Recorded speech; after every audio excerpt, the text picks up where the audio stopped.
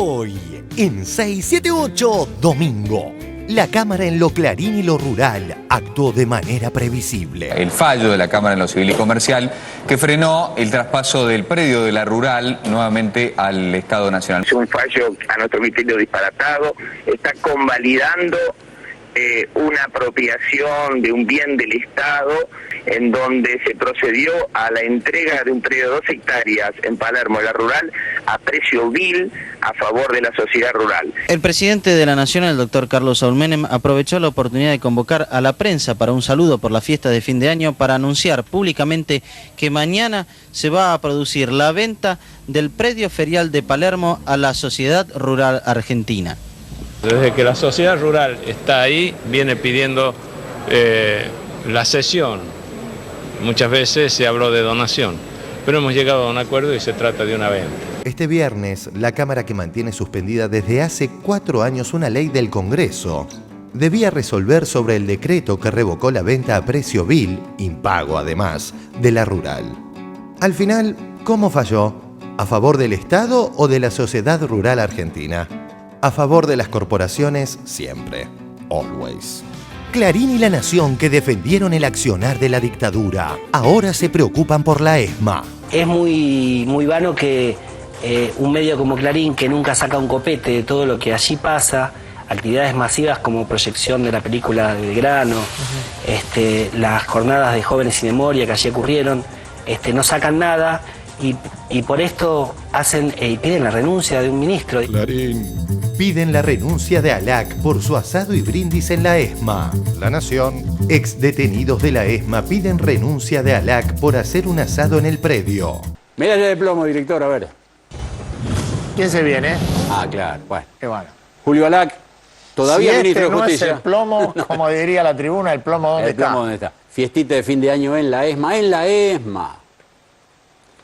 Hamburguesas y chorizos. En la ESMA. El ministro Alac, que por supuesto debería ser echado rápidamente. Lo que corresponde es que la presidenta lo ponga en la calle, ya me da la impresión. Yo creo que no cabe ni el pedido de renuncia. Dentro del predio están las 2 corrientes de madres, están las abuelas, los hijos, cada uno aporta una visión, todo se discute, se debate mucho, pero de ninguna manera se falta y se lesiona a la memoria, por lo menos nosotros lo entendemos así.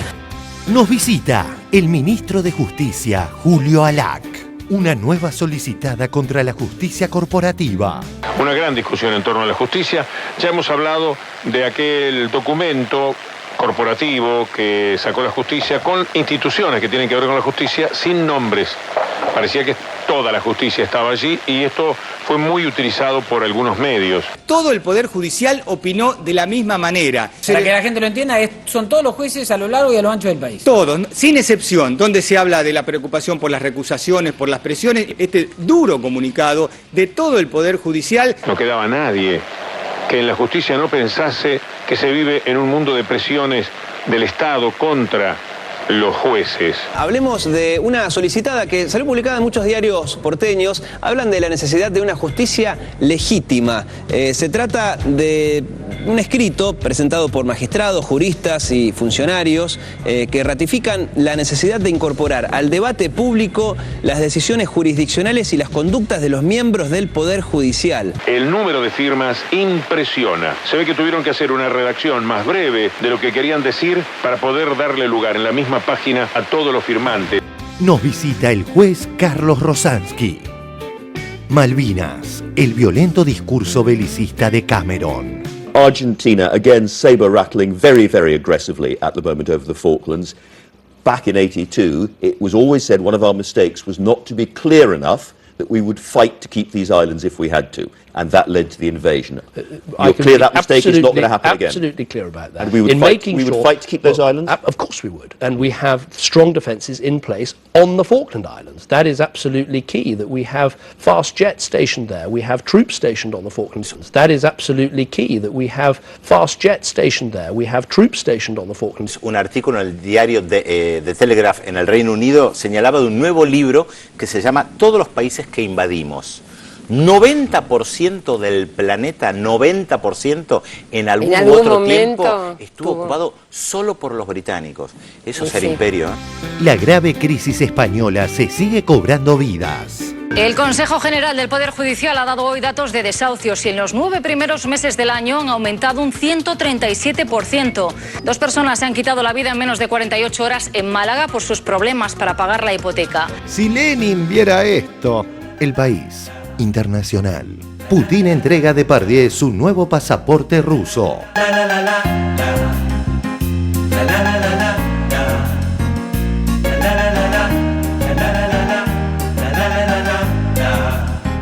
El presidente ruso Vladimir Putin ha entregado este sábado al actor Gerard Depardieu su nuevo pasaporte ruso, después de que el intérprete francés decidiera abandonar su país por la nueva política de impuestos a las grandes fortunas impuesta por el presidente François Hollande. La Nación sigue paso a paso el programa político de Macri. Diario La Nación. En Pinamar, Macri perdió 100 pesos en un partido de truco. ¿Sabes qué? Estamos al medio 30 segundos más. Estamos al medio 30 segundos más. Yo le pago a Melconian, Ese es el ministro de la Plata. 100 mangos cada uno. ¿100 mangos? Yo le debo alcohol. Si te veo, amor, del otro lado no voy a dudar. Todo lo que veo, más todo lo que siento. Si te veo, amor, del otro lado yo voy a cruzar. Todo lo que tengo es todo lo que intento. Un carnaval, un río bravo, una calle en contramano, un hospital abandonado, la oscuridad. De corazón yo voy andando de tu mano.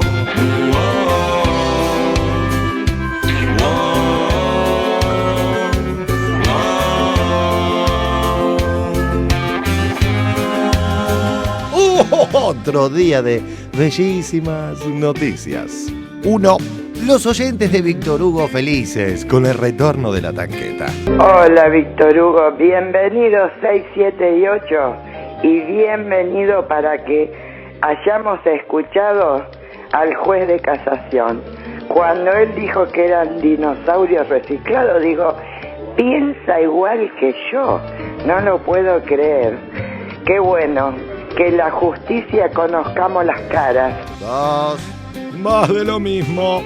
And check this out, third quarter, it's Ginobili who's the giver, but check out the pass. Going through the legs of Thaddeus Young, finding Thiago Splitter, who uses the other side of the window for the finish. That's an and one and worth another look. Manu going Harlem Globetrotters on Young and the Sixers. Messi de penal. Casilla quiere atajar. Va Messi. Leo. ¡Gol! Ahora sí, Leo. Arranca 678, el programa que envía mensajes sin ocultar su procedencia. It's no big deal. I just may have called Maxine a couple times. No. Please tell me that you didn't leave messages. Just a few, maybe. How many is a few? 6, 7. Oh, Lacey. Okay, 8.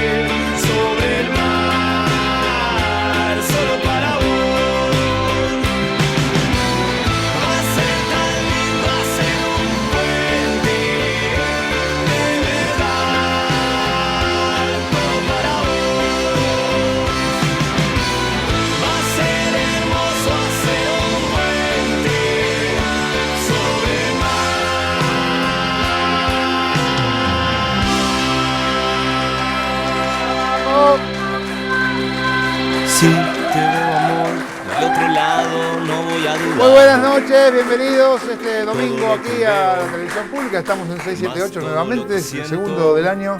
Señores del panel, ¿cómo le va? Buenas noches. Señor Barone, si todo sale bien para el final del programa, vamos a mostrar su calzado. Si todo sale bien. Estoy esperando que sea las 10:30 de la noche. Gracias, Marone, por venir de esa manera. Por los menores, estás esperando que sea después de las 10 por los menores. Bueno, hoy nos visita el señor Julio Alac, que es ministro de Justicia y Derechos Humanos de la Nación. Muchísimas gracias, Alac, por estar acá. Y por este lado lo tengo al juez Carlos Rosángel, que es presidente del Tribunal Oral Federal número 1 de La Plata, que acaba de condenar a 23 imputados en el circuito, por el circuito Camps, se llamó el circuito Camps, y los ha condenado por crimen de genocidio. Cosa que no es fácil, parece, ¿no? Más o menos. Bueno, lo felicitamos. Gracias. Y gracias por estar acá. No, un placer. Bueno, vamos al primero de nuestros informes, que tiene que ver con la Cámara de Amigos y un fallo que es un bombonazo. Lo vemos. La Cámara en lo Clarín y lo Rural y su nueva cautelar.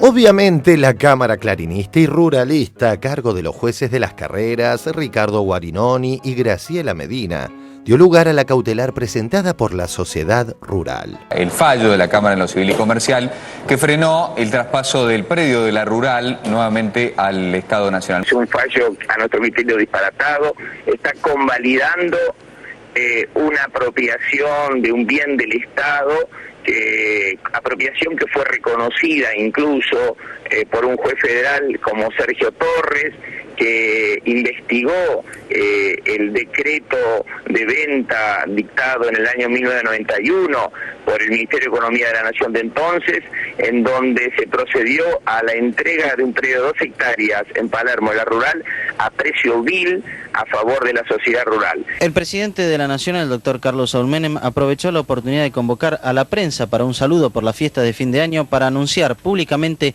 que mañana se va a producir la venta del predio ferial de Palermo a la Sociedad Rural Argentina. Desde que la sociedad rural está ahí, viene pidiendo la cesión. Muchas veces se habló de donación, pero hemos llegado a un acuerdo y se trata de una venta. Procedió a la entrega de un predio de 2 hectáreas en Palermo, la Rural, a precio vil a favor de la sociedad rural, por el cual quedaron procesados los funcionarios del Ministerio de Economía que intervinieron en esa operación, y además quedaron procesados también los directivos de la sociedad rural. Twitters de la presidenta Cristina Fernández de Kirchner. La ley de medios está suspendida desde hace 4 años. El periodo completo de un presidente electo, un gobernador o un legislador. Este viernes, la Cámara, que mantiene suspendida desde hace 4 años una ley del Congreso, debía resolver sobre el decreto que revocó la venta a precio vil, impago además, de la Rural. Al final, ¿cómo falló? ¿A favor del Estado o de la sociedad rural argentina? A favor de las corporaciones siempre. Always. A cualquier ciudadano que no paga las cuotas de su hipoteca o su auto, se lo sacan. A la sociedad rural, no. Nada les importó. Eso no es inmunidad judicial, es impunidad judicial. El sistema democrático severamente dañado por la falta de administración de justicia y la generación de un nuevo orden judicial, el cautelar. En un desequilibrio total del sistema democrático, jueces gobiernan anulando decisiones propias intransferibles del Ejecutivo y Legislativo. No solo se quiebra el principio de igualdad ante la ley, sino que además surge un superpoder sobre el Ejecutivo y el Legislativo. La connivencia entre los poderes corporativos que se defienden entre sí cada día es más obvia. El viernes a la noche, Adrián Ventura, reconocido lobista del ámbito judicial, escribió en lanación.com lo siguiente. Lanación.com por Adrián Ventura, del viernes 4 de enero a las 22:09 horas. La Cámara Civil y Comercial Federal dictó este mediodía una medida cautelar y suspendió el decreto presidencial 2552. Vimos entonces cómo Ventura, en la versión online del diario La Nación, el viernes a las 22:09 horas, dijo que la novedad se conoció ese mismo día al mediodía. La realidad es que el juez de las carreras dio a conocer formalmente la noticia a las partes, o sea, al gobierno y a la sociedad rural, el viernes a la noche. Incluso la agencia clarinista DIN A las 22:14 dijo que en minutos se iba a conocer la resolución. Agencia de Noticias DIN, 22:14. Medios, rural, urgente. En minutos se conocerá la decisión de la Cámara Civil sobre la Ley de Medios y la Rural. Buenos Aires, 4 de enero. La decisión de habilitar o no la feria judicial por parte de la Cámara Civil y Comercial Federal para el tratamiento de la Ley de Medios y la expropiación de la rural se conocerá en minutos, dijeron esta noche fuentes judiciales. Uno de los miembros del tribunal, Francisco de las Carreras, se dirigía a las 22:15 a notificar a las partes, tras lo que, según indicó el propio magistrado, se anunciará a la prensa la decisión adoptada. Si de las Carreras lo informó el viernes a la noche, ¿por qué Ventura dijo que la novedad se conoció al mediodía? La Cámara Civil y Comercial Federal dictó este mediodía una medida cautelar y suspendió el decreto presidencial 2552. Como quedó muy en evidencia el contacto de Ventura con De las Carreras, demostrando una vez más cómo se manejan las corporaciones. La Nación el día sábado en su edición impresa cambió la nota de Ventura, diciendo que la novedad se conoció a la noche. Increíble, pero así fue. Veamos. A ver, La Nación, edición impresa del sábado 5 de enero, o sea, el otro día, por Adrián Ventura. Ahí está. La Cámara Civil y Comercial Federal dictó anoche una medida cautelar y frenó la estatización del predio de Palermo de la Sociedad Rural Argentina. Pero el día anterior, la Cámara Civil y Comercial Federal dictó este mediodía una medida cautelar y suspendió el decreto presidencial 2552. Dictó este mediodía. Quedó clarísimo, ¿no?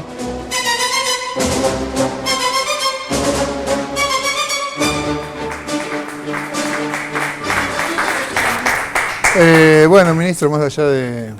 Hay que hablar con Ventura para enterarse de las cosas. Ahora uno diría, bueno, echa la ley, echa la Cámara para hacer de la manera más sencilla, pero es un tema que uno no puede creer, digamos. Claro, está la ley y hay 3 señores que no la dejan funcionar. Es así. Este vínculo tan estrecho de esa sala de la Cámara Civil y Comercial con los periodistas de Clarín o de DIN, que es del grupo Clarín, también se reproduce a nivel de los abogados. Me dicen los abogados del Estado argentino que cuando van a la Cámara a notificarse una resolución, los hacen esperar largos minutos y horas en el mostrador. Y cuando llegan los abogados de Clarín se los invita a pasar dentro de la Cámara y les notifican las resoluciones en lugares privados, ¿no? Hasta en eso hay una suerte de destrato hacia el Estado argentino. Yo creo que esa Cámara Civil y Comercial, con esta cautelar que ha sacado para favorecer un grupo económico concreto como la sociedad rural, vuelve a demostrar, primero, que se declara competente en temas que no tiene competencia. Porque la Cámara Civil y Comercial, de acuerdo a la ley de competencias de la justicia argentina, no tiene competencia en cuestiones que son eminentemente y claramente contenciosas administrativas. Son temas de impugnación de un acto administrativo válido, en este caso, un acto del Poder Ejecutivo Nacional, un acto de la Presidenta. La ley 13.998 dice claramente que para impugnar un acto de la administración pública hay que recurrir al fuero contencioso administrativo, como también para impugnar un acto lícito del Estado, en este caso de otro poder del legislativo, como es una ley.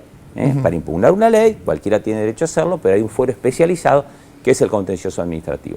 La Cámara Civil Comercial se ha declarado competente siempre en cuestionamientos hacia el Estado argentino, tanto al Poder Legislativo como en este caso al Poder Ejecutivo, y además de declararse competente donde no es competente, ha tenido la modalidad de sacar medidas cautelares siempre en contra del Estado argentino, siempre a favor de corporaciones. En este Ahora, caso, ministro, ¿alguna instancia judicial podría decir, no, usted no es competente?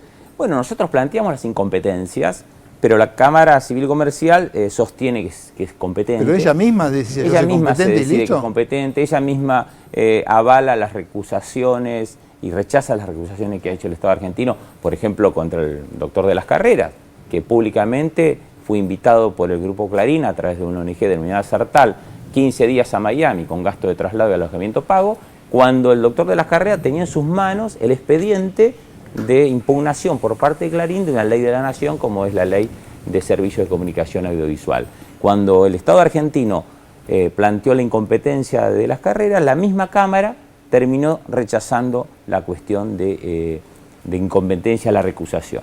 Esto pone en debate algo mucho más grave que la impugnación de un decreto presidencial ejemplar, como ha sido el decreto de anular la venta del predio de la Rural a precio vil, que se hizo en 1991, y es un decreto que no es producto de un capricho presidencial, sino que está sostenido en 5 valuaciones y organismos de la administración pública, como el Tribunal de Tasaciones de la Nación, la Procuración General de Tesoro, que es la jefatura de los servicios jurídicos del Estado, la Sindicatura General de la Nación, y además en un dictamen del decano de tasaciones de la Corte Suprema de Justicia de la Nación, que ha dicho que el precio de 30 millones de dólares, por lo cual el gobierno en 1991 le transfirió a la Rural un predio de 2 hectáreas, ahí decía 2 recién en el Zócalo, pero son 2 hectáreas en Palermo, que la evaluación inmobiliaria de ese predio, ¿saben en cuánto está? No. El Estado argentino lo vendió en un acto nulo, en 30 millones. ¿Saben cuál es la evaluación inmobiliaria de esa zona? Por ejemplo, un terreno frente a la Rural, de 30 por 50, de 1.500 metros cuadrados, una séptima parte de una manzana, hoy, en los diarios de hoy, se ofrece en venta a 40 millones de dólares. Es decir, que una manzana en la Rural, frente a la Rural, vale aproximadamente 250 millones de dólares hoy. 12 manzanas son 3.000 millones de dólares, que es el valor inmobiliario a hoy de ese bien. ¿A cuánto lo transfirió el gobierno en 1991? En 30 millones. Y encima la Rural no lo pagó. Por lo tanto, lo que ha dicho la presidenta en los tuits, que ha sido una clase sintética de derecho constitucional ajustada a este país que ella preside, por la claridad que tienen los tuits y el liderazgo que tiene, es que hay un sector de la justicia, no dice toda la justicia, un sector de la justicia, que hace lugar permanentemente al reclamo de las corporaciones por sobre las leyes, como en el caso de la Ley de Servicios de Comunicación Audiovisual, o los decretos presidenciales. Actos del Estado que son absolutamente legítimos, que tienen presunción de legitimidad. Este sector de la justicia antepone el interés corporativo, económico, el poder económico argentino, por sobre las instituciones democráticas. Claramente. Por eso están, de alguna manera, limitando a los poderes democráticos, que tienen una base de legitimidad amplísima, porque el poder ejecutivo y legislativo lo elige la gente. El poder judicial nuestro tiene un sistema de elección indirecto. Por lo tanto, este fallo pone una vez más sobre la mesa de discusión cómo puede haber sectores en la justicia que sean rápidamente presurosos para sacar medidas cautelares, que la medida cautelar se dicta sin participación del Estado, lamentablemente. En el caso del predio de la Rural, la Cámara Civil y Comercial tomó solamente los argumentos que presentó la sociedad rural y disparó una cautelar sin haberle dado traslado al Estado. Pero además sin considerar la causa penal que está tramitando en el juzgado federal del doctor Torres, en donde se han imputado a los directivos de la sociedad rural de entonces, desde Eduardo de Zavalía hasta a los vocales que participaron, más los funcionarios del Ministerio de Economía que entregaron ese predio a un precio vil. No se tuvo en cuenta la evaluación del Tribunal de Tasaciones de la Nación. Ahí hay una causa penal. Hay una causa penal por el delito de peculado, que es un delito que tiene de pena entre 2 y 10 años. ¿Qué es peculado? Peculado es una forma de corrupción, es una forma de delito contra la administración pública, por la cual quien tiene el deber de proteger el patrimonio nacional lo entrega, lo regala o lo entrega a un precio vil. El juez Torres consideró que era un precio vil, era un procedimiento ejemplar, que tiene como 500 fojas la causa, que está tramitando aún en la Corte Suprema de Justicia de la Nación, y que el doctor de las carreras y los otros camaristas no pidieron el expediente de la investigación penal. Siempre se sabe, y en este sentido está el doctor Rosansky, acá presente, como juez de la Nación, que si hay un ilícito en investigación, hay que ser cuidadoso con las resoluciones civiles o comerciales. No se pueden determinar cuestiones civiles y comerciales si hay una investigación que ha procesado a funcionarios públicos, a miembros de la sociedad rural, y que ha determinado que el precio de venta de esas 2 hectáreas no era de 30 millones de dólares. El Tribunal de Tasaciones habló de 63 millones de dólares. El presidente de la Rural, cuando recibe el predio, un periodista le pregunta a Eduardo de Zavalía, la Rural incorporó un predio que vale 30 millones de dólares. ¿Sabe qué dijo Eduardo de Sablía? ¿Qué 30 millones de dólares? Para jactarse de buen presidente, que consigue cosas a bajo precio. Este predio vale por lo menos 300 millones de dólares, dijo de Sablía. Él mismo, para jactarse de buen comprador de bienes del Estado a precio barato, confirma con su palabra el precio vil. Posteriormente, el Tribunal de Tasaciones determina que son 63 millones de dólares. El decreto de la Presidenta se basa en la evaluación del Tribunal de Tasaciones, se basa en el dictamen de la Sindicatura General de la Nación, de la SIGEN, que funda y dice, hay precio vil. Se basa en el dictamen de la Apuración General del Tesoro, que es la jefatura de abogados del Estado argentino. Es el máximo organismo judicial, jurídico que tiene el Estado argentino, el Poder Ejecutivo Nacional. Es una suerte de Corte Suprema de Justicia de la Administración Pública, que dice también que hay precio vil.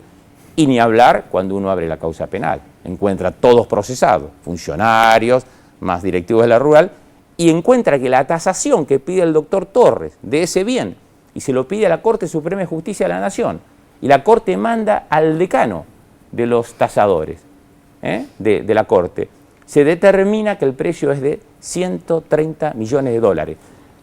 La Rural, en este caso, no solamente logró comprar a precio vil, con lo cual el decreto firmado por la Presidencia de la Nación de entonces es nulo y es portador de vicios que son insanables, sino que además no pagó las cuotas. Por lo tanto, el juez Torres considera que es un acto de liberalidad de los funcionarios, por eso los procesa. No terminó de pagar las cuotas. Y además la Rural tenía que pagar el 5% de los ingresos de la concesión que hizo luego una empresa norteamericana para la construcción de esas salas de exposiciones que fueron muy resistidas por los vecinos, y también que luego fueron transferidas al empresario de Narváez, y que de Narváez, sorprendentemente 15 días antes que se dicta el decreto de nulidad del acto, se lo vendió a otros dos grupos empresarios argentinos, pero de la recaudación tenía que transferirle y pagar el 5% de la recaudación. Tampoco lo hizo. O sea, estamos en presencia de un grupo económico poderosísimo que se apropia de un bien del Estado a precio vil, que no lo paga, encima evade, no le paga la AFIP. Pero le va bien aparte, ¿no? Y logra que la Cámara Civil y Comercial, la misma sala que suspendió la aplicación de la Ley de Servicio de Comunicación Audiovisual, y que ya lleva 4 años casi esa cautelar, como dijo la Presidenta, casi el mandato de un presidente de la Nación, de un gobernador, le saque una medida cautelar, con lo cual lo que hace la Cámara Civil y Comercial es mantener la continuación del hecho criminal, en posesión de quienes no compraron a precio vil y no pagaron.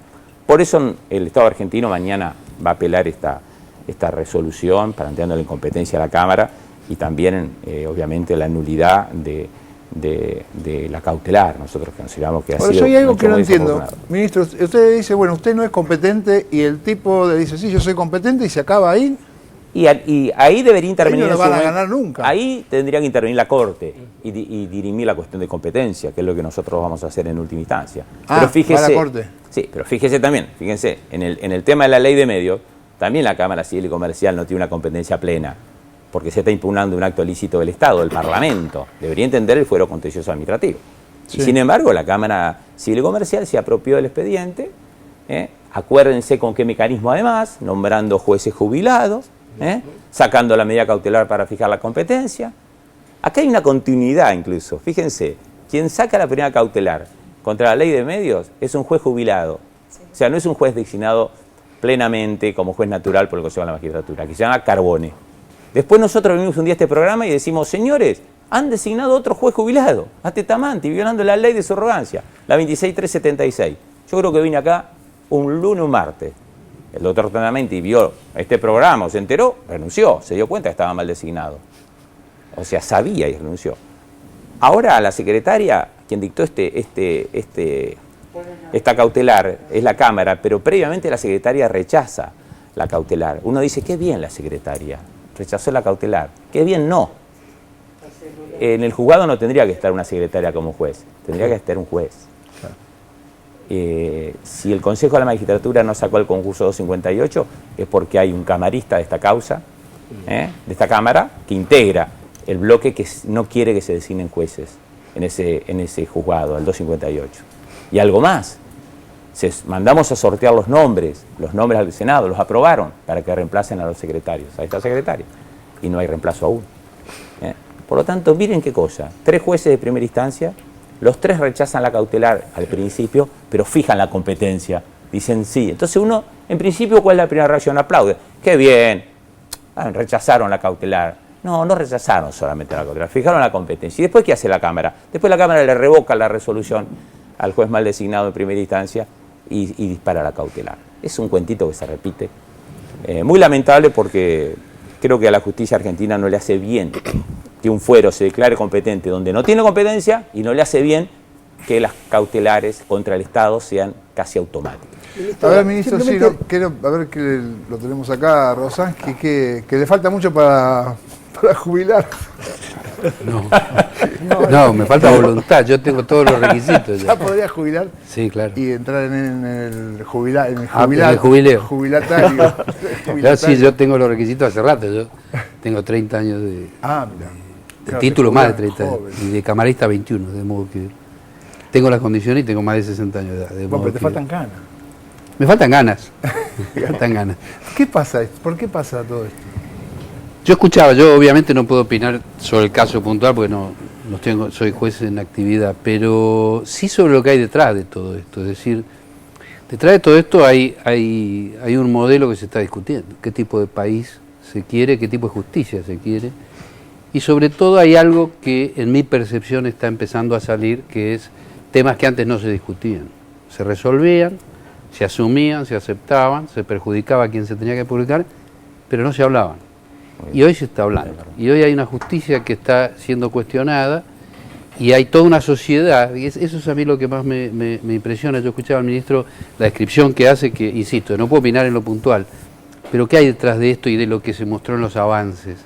Hay un espacio social en los últimos años que se generó en el país que permite cosas que antes no pasaban, que permite que se difundan temas que antes no se difundían, y eso tiene un costo, eso es duro. O sea, cada avance social genera reacciones, la palabra reaccionario viene de ahí. El reaccionario es un hombre violento, las corporaciones reaccionarias son violentas, y ante los cambios reaccionan. Y esas reacciones son las que hacen mucho ruido, por eso se discute si un brindis es bueno o es malo, por ejemplo. No quiero entrar en ese ahora tema, vamos a ver eso. Pero lo vinculo porque realmente creo que estamos en un momento en el cual hay que empezar a ver la parte llena del vaso, que es por qué se discuten estas cosas y por qué hay tanta gente que se siente molesta por estas cosas. Y por qué hay tanta gente, entre la que me incluyo, que lejos de molesta estamos saludando que estemos discutiendo esto. Bueno, justamente hablando de esto, vamos a ver el informe sobre... sobre... Una sola cosa, quería comentar. Sí. Qué confiable de Narváez, entonces. La verdad. Sí, te firmó el 08 del Titanic a 100 metros al iceberg. Qué genio, qué. Muy confiable. Vamos a ver este informe sobre Clarín y La Nación, que se preocupa mucho por la ESMA, o la ex ESMA, gracias a Dios. Lo vemos. De locos. Clarín y La Nación se acordaron de la ESMA. Llegó el verano y, ante la falta de temas y la necesidad de embestir contra el gobierno, el grupo Clarín buscó atacar al ministro de Justicia, Julio Alac, mediante una insólita acusación. Es de no creer, en realidad sí, que esto haya encontrado apoyo en la oposición, pero ni en vacaciones logran separarse. Tapa del diario Clarín del día viernes. Repudios y pedido de renuncia del ministro de Justicia. Fuerte reacción por el asado que Alac organizó en la ESMA. Repudio por la decisión del ministro Alac de brindar por las fiestas de fin de año en la ex ESMA, que ahora es un museo. ESMA piden la renuncia del ministro Alac. Clarín. Piden la renuncia de Alac por su asado y brindis en la ESMA. La Nación. Ex detenidos de la ESMA piden renuncia de Alac por hacer un asado en el predio. Medalla de plomo, director, a ver. ¿Quién se viene? Ah, claro, bueno. Qué bueno.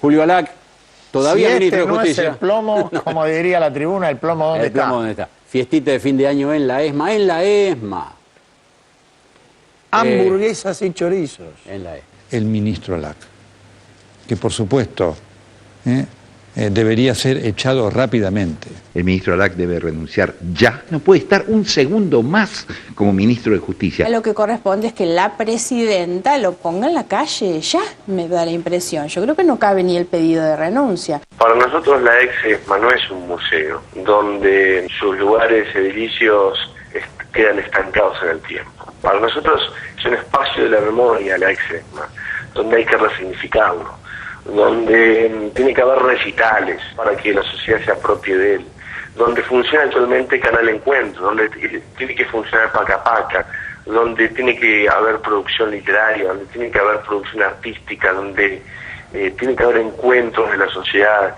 La verdad que no le veo ningún aspecto negativo. Y además, en voz de algunos opositores que uno no sabe por qué están enojados.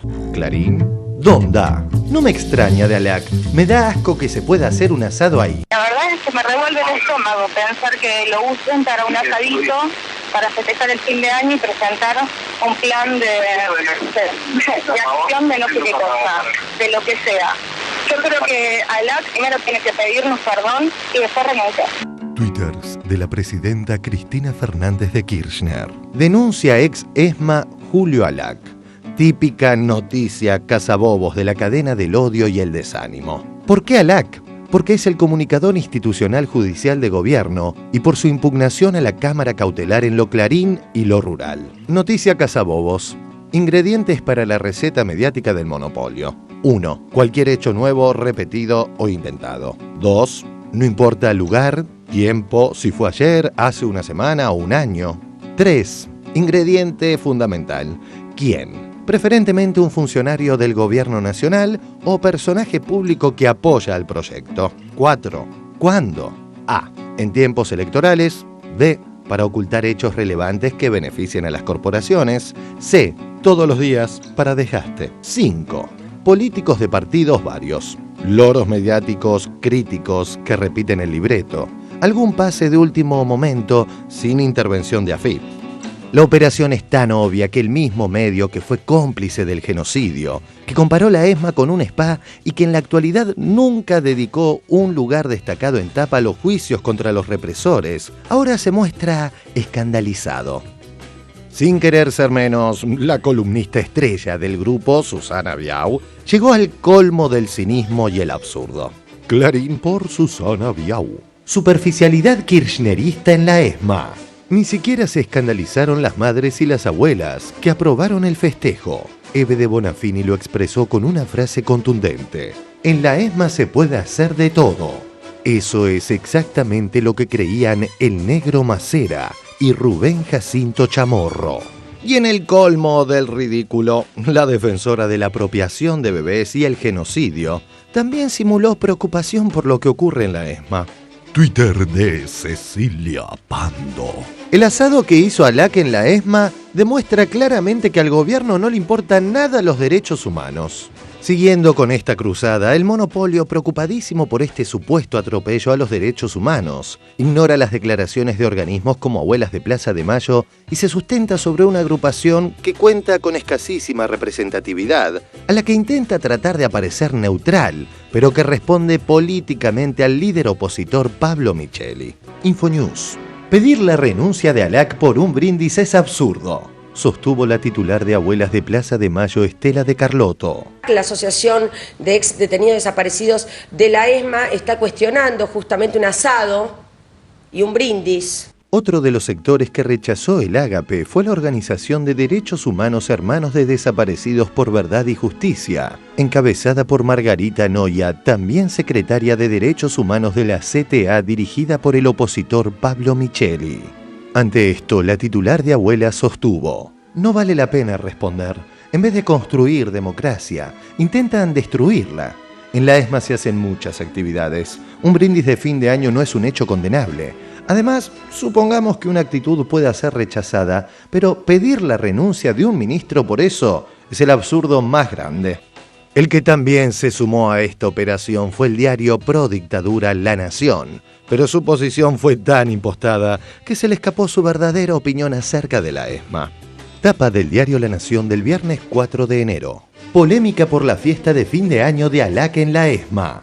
Derechos humanos. duras críticas por haberla hecho donde funcionó la mayor cárcel de la dictadura. Lo curioso del diario La Nación, que hoy continúa con el tema en tapa, es que habla de fiesta del ministro, aunque en su redacción no puede disimular su corte procesista al llamar a la ESMA cárcel, donde van los delincuentes comunes, y no centro clandestino de detención. La Nación ahí en la volanta dice la cárcel, la mayor cárcel del proceso. Esto no fue una cárcel, esto fue un centro clandestino de exterminio, esto fue un centro clandestino de tortura y esto no fue una cárcel. Es una utilización política muy barata, muy berreta y muy fea.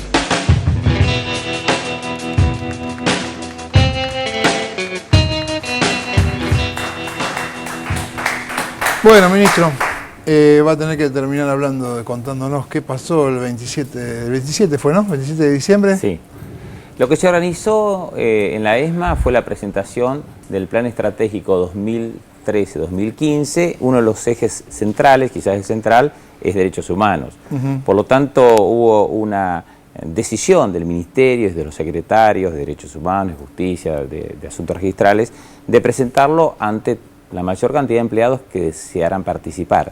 Empezó a las 10 de la mañana, terminó a las 4 de la tarde. Obviamente que algo de comer había que darle a la gente. Lo que se hicieron fueron sándwiches.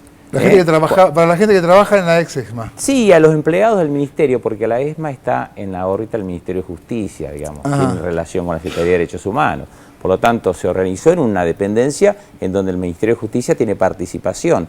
Y es más, en el lugar donde se hizo es el lugar que comúnmente utiliza hijos. Por lo tanto, fue una iniciativa que salió fundamentalmente de Derechos Humanos, de presentar el plan ahí. Nos pareció bien que el plan estratégico se discuta entre muchos, no solamente entre los directores, y eso es todo. Transformaron la presentación de un plan estratégico y de unos sándwiches para que la gente pueda permanecer, para que no se vaya a comer a un bar de la zona, en una celebración, en un asado.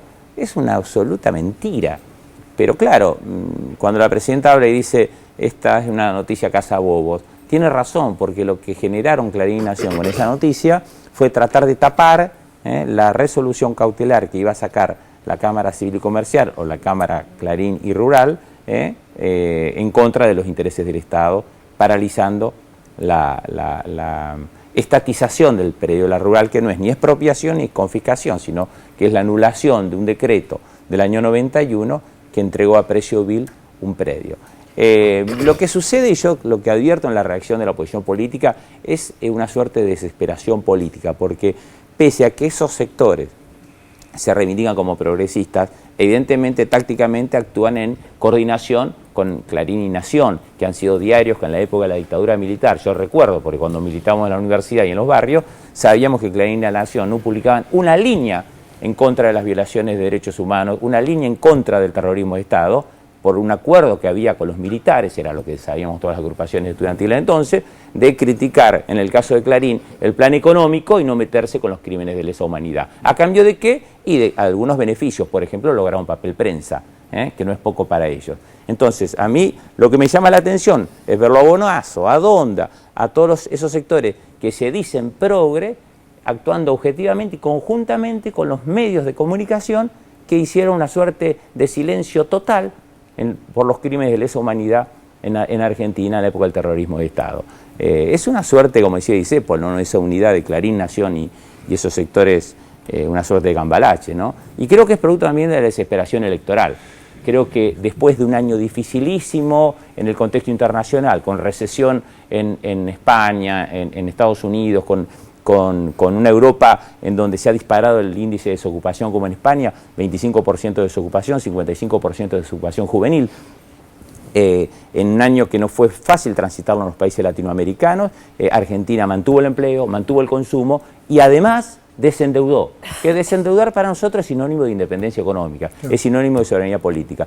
Y luego de haber transitado este año con donde se pagaron 13.500 millones de dólares, y en el año próximo, o en este año, vamos a tener que pagar solamente 4.000, 5.000 millones de dólares de servicio a la deuda, la presidenta pasó un año difícil por el contexto internacional y mantiene los índices de adhesión de casi en el 50%, mientras los sectores políticos, en donde están encolumnados Donda, Stolbizer, Miseli, no pueden perforar el 11 o el 12%. Entonces advierten que en el peor año la presidenta sigue gozando de un 50% de imagen positiva y eventualmente si fuera, digamos, si habría que votar, de 50% consenso y ellos no pueden perforar el 13%. Entonces hay mucha desesperación electoral y saben que este año, para la gestión presidencial, es un año que el contexto internacional va a ser mucho más favorable. Advierten una inminente derrota electoral y están diciendo barbaridades y mentiras. Yo me acuerdo lo que decía Perón cuando la prensa mentía tanto, decía, han mentido tanto los diarios que el día que digan la verdad no le va a creer nadie. Y con el asado de la ESMA ha sido eso, es una mentira. Fueron unos sándwiches que se le dieron a los empleados del ministerio para que puedan permanecer en un ámbito de discusión política de un plan estratégico. Claro. Juan Rosaki, bueno, que hace los últimos años de su vida se ha dedicado a perseguir criminales de lesa humanidad, digo, cuando ve esto, ¿no?, que pasa en la ESMA con una hamburguesa, ¿qué le parece? Varias cosas. La primera, acordarme de experiencias personales en la ex Escuela de Mecánica de la Armada, porque traté de, ante la noticia inicial, que era el asado en la ESMA, y me acordaba de 2 o 3 momentos donde yo estuve muchas veces en este tiempo, en estos últimos años, y por ejemplo me acordaba de cuando se dio un apoyo, estuvimos haciendo un apoyo al juez Garzón, cuando comienza a tener problemas, se hace una actividad de apoyo en uno de los lugares de la ESMA. En otro momento se firma un convenio con Naciones Unidas, Argentina firma un convenio por primera vez en capacitación sobre derechos humanos, y yo estuve presente, se firmó, se vio la firma, se presenció dentro de la ESMA.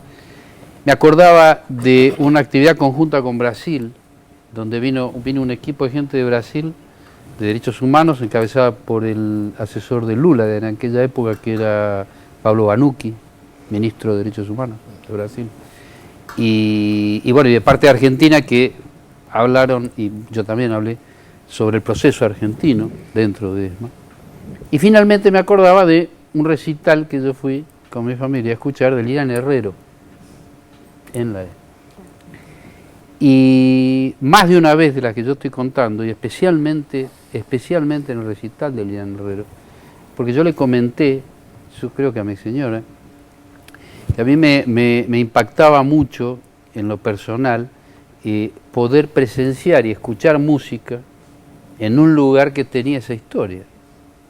Y esto es una lectura completamente distinta, son experiencias personales, y yo creo que lo que está sucediendo en la ex Escuela Mecánica de la Armada es un proceso vinculado a lo que yo dije antes, es una dinámica que es completamente contraria a la estática de la impunidad de 25 años. O sea, vino el terrorismo de Estado, 25 años de impunidad, estática total. Era impensable, no un recital dentro de la ex ESMA, era impensable conocer y contar en detalle lo que ahí adentro había sucedido. Cuando se abren las puertas y se abre a este nivel, por eso yo dije antes, discutir un brindis, con todo respeto por más de una de las personas que han hecho mención, porque hay que tener en cuenta que las víctimas están hablando desde su dolor. Entonces, yo ahí no entro, o sea, no en lo personal, no opino sobre la opinión que han vertido víctimas, porque el nivel de dolor, como es intransferible, yo no me refiero a eso, me estoy refiriendo a cómo eso es tomado, cómo eso es captado y finalmente cómo es explotado públicamente para banalizarlo, y estoy usando la misma palabra pero al revés, porque llamarlo asado a eso es banalizar el horror que se vive allá adentro. Y no que se haya comido un sándwich es banalizar ese horror, es exactamente al revés. Claro. ¿Sandra? Sí, bueno, en principio, hoy estuve viendo Clarín, por ejemplo, salieron varias notas de opinión sobre este tema. A mí me sigue pareciendo increíble que estemos discutiendo esto, la verdad, porque, digamos, yo he comido algún que otro canapé, he tomado alguna que otra copita de vino en diferentes circunstancias en ese predio, y siempre entendí que desde el 2004 y antes del 2004, cuando todos los organismos comenzaron el arduo debate para ver qué destino se le iba a dar, se pusieron en juego en aquel momento diferentes interpretaciones sobre cómo se tramitan los duelos y cómo se tramita un duelo tan abismal normal, como el que puede sentir cualquiera que haya tenido un familiar en ese centro clandestino de detención. Pero desde luego, respetando todas esas interpretaciones y respetando el dolor que pueden eventualmente llegar a sentir, o la ofensa que pueden llegar a sentir víctimas que consideraran que es otro el camino, me parece que tampoco es el camino creer que los que optaron, y fueron la mayoría, por llenar de vida, llenar de actividades, Eve cocinando, las murgas, los festivales, tienen menos dolor o han hecho algo menos valioso con su dolor que ellos, con lo cual me parece que en todo caso esto debería haber sido una discusión interna y ahí se terminó. Evidentemente acá hay un uso mediático y, como decía el ministro, a veces uno tiene no el deseo, el anhelo profundo de que la oposición política encuentre algún hilo que lo despegue del chicle con el que está pegado a los medios dominantes para tener alguna posibilidad, alguna chance frente a la sociedad, porque están haciendo papelones. Bueno, vamos ahora sí, para sacarnos las ganas del todo, vamos a un show de cautelares, lo vemos. El show de las cautelares y la connivencia de los poderes corporativos. Como veíamos en el primer informe, la complicidad entre el Poder Judicial y el Poder Empresarial Mediático es cada vez más evidente. El caso de Adrián Ventura y la cautelar que pidió la Sociedad Rural daba cuenta de ello. La aplicación de cautelares que cada vez está más de moda para los emporios del establishment no es solo cosa de Clarín. Su amigo La Nación ya había sido pionero en el tema. Tapa del diario Página 12 de hoy, por Horacio Verbitsky. ¡Feliz cautelar! La cautelar más larga no es de Clarín, sino de La Nación. En 2013 se cumplen 10 años de una medida que permitió a ese diario evitar el pago de una deuda que la AFIP calcula en 280 millones de pesos. 3 años y medio transcurrieron en la propia Corte Suprema. La semana pasada, una solicitada de un amplio sector de la justicia criticó este accionar corporativo que frena la aplicación de leyes aprobadas por el Congreso, como la Ley de Medios. Una gran discusión en torno a la justicia. Ya hemos hablado de aquel documento corporativo que sacó la justicia con instituciones que tienen que ver con la justicia sin nombres. Parecía que toda la justicia estaba allí y esto fue muy utilizado por algunos medios. Todo el Poder Judicial opinó de la misma manera. Para que la gente lo entienda, son todos los jueces a lo largo y a lo ancho del país. Todos, sin excepción, donde se habla de la preocupación por las recusaciones, por las presiones, este duro comunicado de todo el Poder Judicial. No quedaba nadie que en la justicia no pensase que se vive en un mundo de presiones del Estado contra los jueces. Hablemos de una solicitada que salió publicada en muchos diarios porteños. Hablan de la necesidad de una justicia legítima. La solicitada menciona la justicia legítima. ¿Por qué legítimo? A ver, legítimo tiene que ver con una dimensión política y hasta democrática que se reivindica en el contenido del texto. Una primera reacción de rechazo frente a aquel comunicado que había elaborado la Corte. Lo que de algún modo revelaba el contenido era que había una reacción corporativa. Esto es, se viene a tolerar lo acomodaticio, lo indolente y hasta lo venal. Y eso era inadmisible. Eso de ninguna manera podría hoy identificarnos a nosotros como integrantes de un servicio público. El número de firmas impresiona. Se ve que tuvieron que hacer una redacción más breve de lo que querían decir para poder darle lugar en la misma página a todos los firmantes. Todo el Poder Judicial opinó de la misma manera. Para que la gente lo entienda, son todos los jueces a lo largo y a lo ancho del país. Todos, sin excepción. La ausencia de renovación en el Poder Judicial es lo que lleva a la persistencia de estos jueces, muchos de los cuales estuvieron alineados con la dictadura, como el caso de Francisco de las Carreras. Diario Página 12 por Horacio Verbitsky.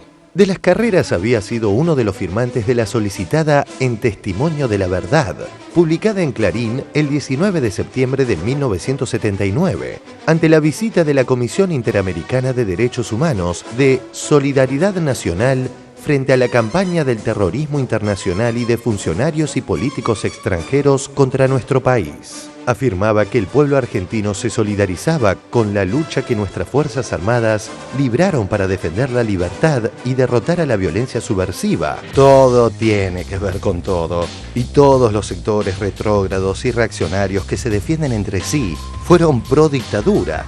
Estas notas de Clarín y de la Sociedad Rural así lo demuestran. Diario Clarín de 1983. Galtieri habló de la sucesión presidencial. Pide la sociedad rural que no se apresure una salida política. La Sociedad Rural Argentina al País. En el primer aniversario del gobierno de las Fuerzas Armadas. Hoy hace un año que el país se debatía en la más profunda de las crisis por las que ha atravesado en su historia. Fue en tan graves circunstancias que las Fuerzas Armadas tomaron las riendas del país con patriótico empeño para evitar su desarticulación total. Su advenimiento al gobierno fue apoyado por todos. En efecto, debemos desarmar el andamiaje creado por casi 35 años de una lenta pero sistemática estatización socializante, que en definitiva ha demostrado su fracaso al empobrecernos a todos y al no haber dado los frutos que algunos sectores ansiosos, confundidos o equivocados, esperaban de su aplicación.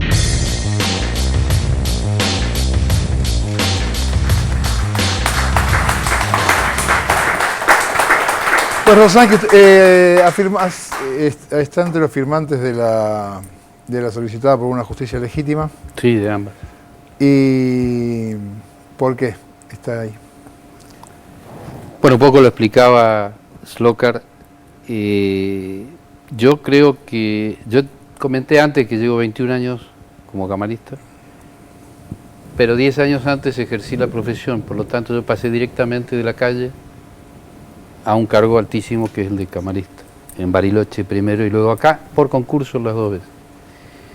Quiere decir que tuve la oportunidad de ver lo que era estar en un mostrador, de que escucharan o no lo que yo escribía o decía, y después el privilegio de estar del otro lado del mostrador y preservar aquella visión sin ser absorbido por una corporación destructiva.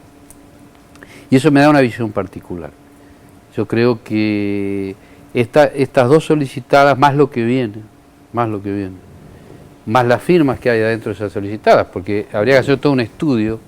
No solo hay gente, por supuesto, como Alejandro Slokar, un lujo de juez, la Procuradora General de la Nación, la Defensora General de la Nación, cantidades de jueces, de fiscales, de jueces y fiscales de la provincia y de las provincias. Es decir, la apertura que hay sobre este tema, aquí esto yo lo dejo planteado, yo creo que nunca, jamás era pensable, por lo menos de mi parte y en mi experiencia personal, que se abriera una brecha dentro del Poder Judicial como para discutir estos temas. Esto es algo que llevaría mucho tiempo profundizarlo, pero quienes hemos tenido que pelear y que sufrir lo que significa una corporación tradicionalmente conservadora, tradicionalmente reaccionaria, y en muchos temas, no solo los que se están tocando hoy, en muchos temas. Cuando ser reaccionario es en todos los temas, tiene que ver con la violencia hacia la mujer o a los niños o a los grupos vulnerables. O sea, no es que una persona se disocia y dice, bueno, yo voy a ser reaccionario y conservador y dinosaurio para un tema y voy a ser progresista para otro, aunque se disfrace progresista. La realidad es que su ideología siempre lo va a terminar traicionando, porque se va a traducir, en el caso de los jueces, se va a traducir en una decisión. Claro. Y esa decisión es la que lo va a desenmascarar finalmente. El problema es si hay o no una sociedad que esté en condiciones de desenmascararlo, si hay un espacio social que permita desenmascarar a esas personas y finalmente, una vez desenmascarados, ¿qué se hace? ¿Se lo deja, se lo echa? ¿Cómo se renueva? Ahora, Rosán, que esto es un cisma, digamos, se puede leer como un cisma dentro del sistema judicial, los que firman una cosa y los que firman otra cosa. Yo creo que se aproxima a un cisma. Yo creo que vamos a ver fin de febrero cómo evoluciona esto.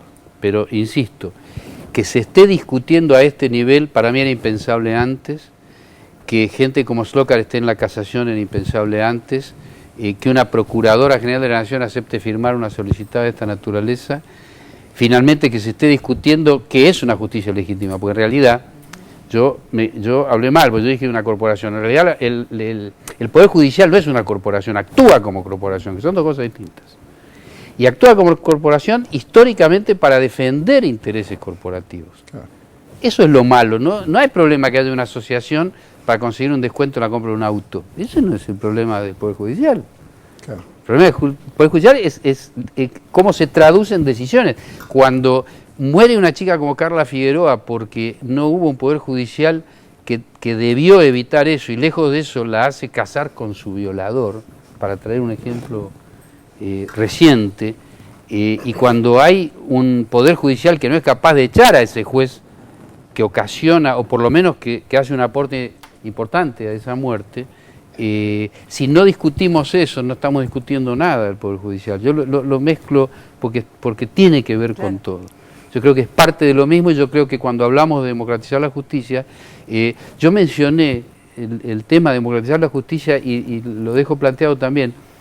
Ustedes se van a acordar probablemente, Sandra seguro, cuando se cuestionó en Bariloche a Martín Losada, que es un juez de Bariloche que dispuso el aborto de una criatura discapacitada, que no solo era legal, era obligatorio disponerlo, y lo dispuso y cumplió con la ley. La Cámara respectiva, que yo la integraba históricamente, le revocó la decisión después de realizado el aborto, lo cual fue muy simbólico, ¿no es cierto? Y esto generó además que se lo atacara a este juez. Entonces hizo un evento, yo viajé a Bariloche, y en ese momento en Bariloche, además de apoyarlo, porque él fue secretario de la Cámara que yo integraba, de modo que... Y además quiero dejarlo también recordado aquí, su padre fue uno de los jueces más extraordinarios que tuvo la República Argentina. Esto es como dato, es Salvador María Losada, que trajo mucha luz sobre esto y que realmente vale la pena decirlo, es un amigo personal. Y cuando estábamos allá, yo planteé la democratización de la justicia en ese momento, porque salir a cuestionar a un juez que hace lo correcto en esa materia respecto a una chiquita discapacitada es un símbolo de una violencia extrema. Defenderlo, como hizo la sociedad barilochense, o por lo menos una parte importante, y lograr que siguiera siendo juez y firmara esta solicitada, porque está firmada por Martín Losada, es una prueba de lo que se viene. Y yo creo, y estoy esperanzado en que lo que se viene, no sé si se llamará cisma, pero que se viene una nueva justicia, se viene una nueva justicia. Pero ahí también en ese viaje, si yo mal no recuerdo, usted la pasó bastante mal, también en Bariloche. Fue atacado por los otros jueces. Cuando yo estaba, pero era lógico, porque, digamos, 20 años atrás hubo episodios como, por ejemplo, también una chiquita discapacitada violada brutalmente, y un juez al lado mío, integrando el tribunal, la Cámara, preguntándole si no le gustaba, si el muchacho no le gustó y si no quería tocarlo.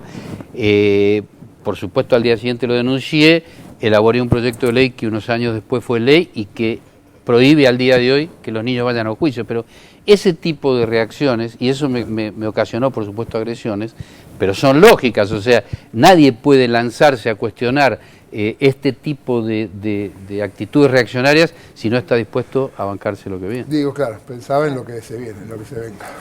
Dorio. Sí, hay un par de cosas. No sé si es un cisma, pero seguro que es un sismo benéfico, en el sentido en que nos ayuda a ver dónde está parado cada uno. Porque creo que hay una cosa que reaparece a cada momento, y es este cuestionamiento al gobierno, a la presidenta, especialmente por generar conflicto. Sin una generación de conflicto no hubieran aparecido jamás este tipo de cosas. Si no se plantearan en términos conflictivos los intereses de los sectores que están en pugna, no sabríamos jamás que el juez Rosansky es distinto de la caterva de personajes que están en esta cámara del terror con la que estamos lidiando. Pero además, digo, fuera de lo necesario del conflicto cuando los tiempos están cambiando realmente. Digo, si hay que cambiar las cosas, esto va a generar conflicto. ¿Por qué hemos tenido esta especie de aguas calmas en tantos años de democracia? Puesto que no se cuestionaba nada, ¿para qué iba a haber conflicto? Lo segundo es una confusión gravísima, y es que no hay un conflicto entre el gobierno de Cristina Fernández y el Grupo Clarín. No hay un conflicto entre el gobierno de Cristina Fernández y la sociedad rural. Hay un conflicto entre el Estado Nacional Argentino y grupos de apropiadores de distintos patrimonios del Estado argentino, es decir, de todos nosotros. El ministro Lack, que ahora está, por supuesto, en la picota porque justamente está haciendo uso de sus obligaciones, en realidad, como defensor de ciertas cuestiones, es, bueno, la víctima ocasional de esto, igual que Sabatella. Digo, son las caras visibles del Estado Nacional, que está representado por este gobierno contra el cual están atentando las corporaciones. El conflicto de la sociedad rural contra el Estado argentino, digo, los crímenes de la sociedad rural contra el Estado argentino son muy anteriores a la década, en esta década en la cual se está están poniendo en caja cada cosa. Y finalmente, la tercera cuestión que me parece importante es el precio de los alineamientos. No son gratuitos los alineamientos de un sector que se supone progresista y termina aliado con la Pando. No son gratuitos los alineamientos de un sector que se considera del lado del pueblo, del lado de los intereses populares y termina aliado con las corporaciones. Porque todo lo que está en juego acá no es otra cosa que la soberanía popular. Alac, ¿cómo...? Usted le tocó ser ministro de Justicia en este momento. Pero bueno, interesante. Estoy muy contento. ¿Cómo la ve? Esto que hablaba, o sea, le apareció el tema de si es un cisma, si qué va a pasar, cómo se arregla, cómo...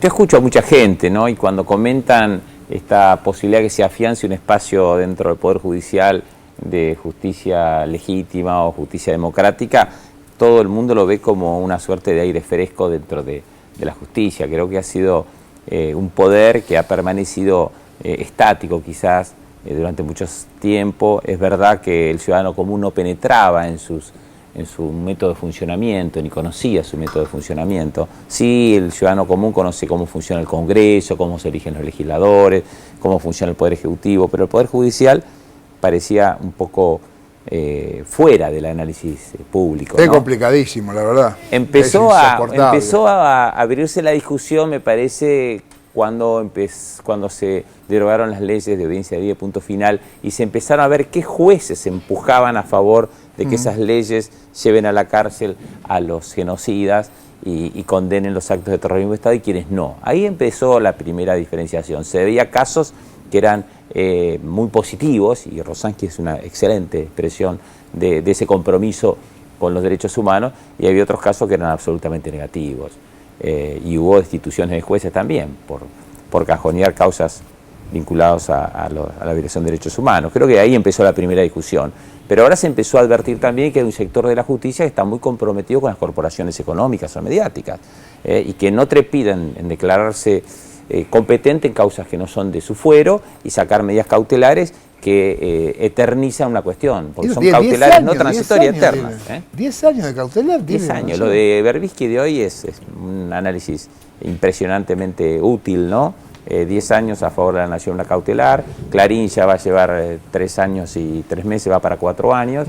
Evidentemente hay un nivel de compromiso con los grupos mediáticos muy fuerte, algunos sectores de la justicia, y es bueno que se zarandee y que se corra el velo, que la ciudadanía sepa que acá hay jueces que no están haciendo las cosas bien.